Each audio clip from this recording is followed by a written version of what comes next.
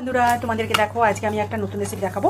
এটা হচ্ছে আমার গতকালের ময়দা মাখা, এটা আমার একটু বেঁচে গেছিলো, সেটা দিয়ে চলো এটা দিয়ে দেখাই। দেখো প্রথমে আমি এটাকে বেশি করে এই ময়দাটার মধ্যে জল দিয়ে কচলে কচলে প্রথমে দেবো, যতক্ষণ না সাদা জলটা বেরোচ্ছে, মানে এই যে ঘোলা জল নাই হচ্ছে, এইভাবে ঠিক কচলে কচলে এটাকে ধুতে হবে। এটা হচ্ছে একটা নবদ্বীপে মানে প্রমাতলা সরি ওই মায়াপুরের এটা খুব একটা মানে ফেমাস একটা রেসিপি।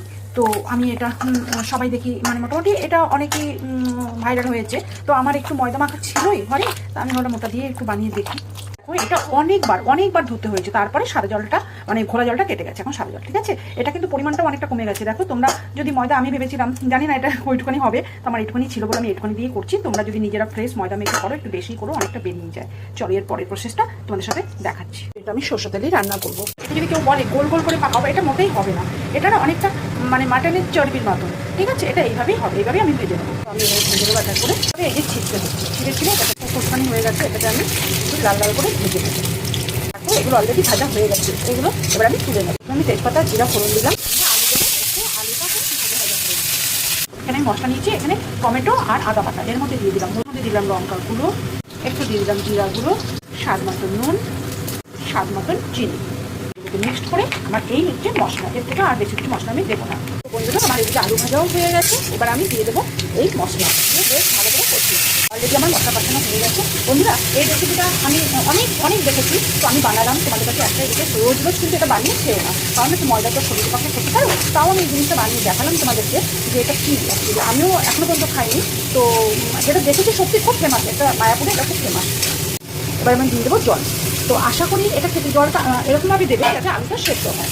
আর আশা করি এটা খেতে খুব ভালো হবে, কোনো মজাটা থেকে খারাপটা ভালো।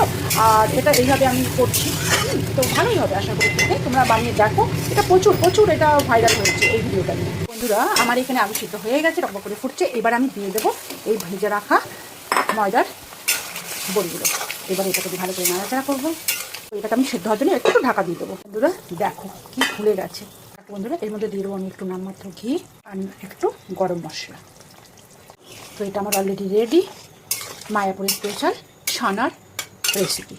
বন্ধুরা সরি ছানার রেসিপি না, ময়দা রেসিপি, ময়দা রেসিপি রেডি। এবার আমি সার্ভ করব। আমার মায়াপুরের ময়দা রেসিপি রেডি।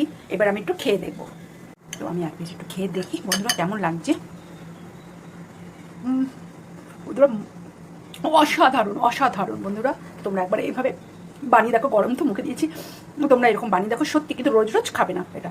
আর এটা যে চাইবে নিরামিষও করতে পারো, বা পেঁয়াজ রসুন দিয়ে যেটা আমরা আমিষ বানাই সেটাও বানাতে পারো। অসাধারণ রেসিপি, অসাধারণ।